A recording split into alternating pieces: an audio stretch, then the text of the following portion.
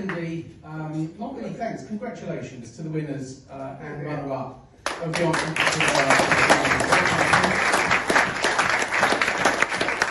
Mostly, of course, thanks to our great speaker. I've known Geoffrey for some while now. I was not aware he was so keen on sinning rather than singing.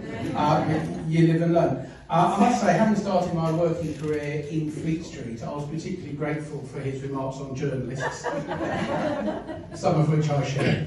But really, it was a great speech. I know you had to skip some of it, which I was personally really upset about. I was absolutely loving it. So if you do part 2 in 3 or 4 months' time, I'll be back for that.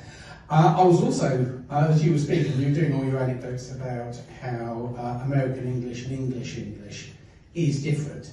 And I recalled the great quote by that famous humorist who said that America and Britain are 2 nations divided by sharing the same language.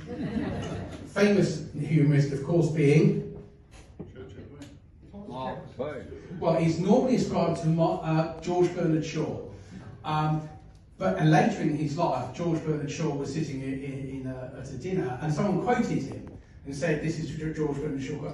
And Shaw stood up and said, no, he'd been quoting Oscar Wilde. Oh.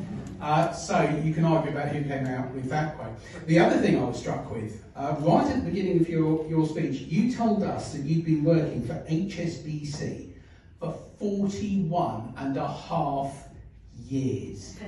I mean, as longevity goes at a company, that is pretty damned impressive. As some of you know, before I became Police and Crime Commissioner, I was a historian. I was self-employed.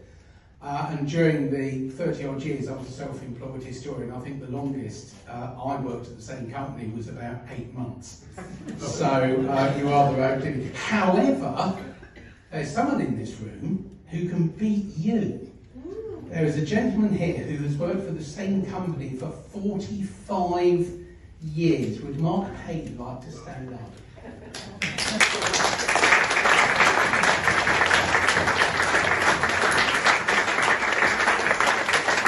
Thank you and congratulations. The Wills Group twisted my arm. He said I had to embarrass you. So I hope I duly embarrassed you. It only really remains for me to thank Mark for organising, as ever.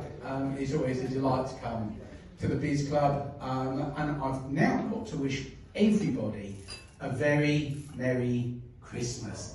Thank you very much.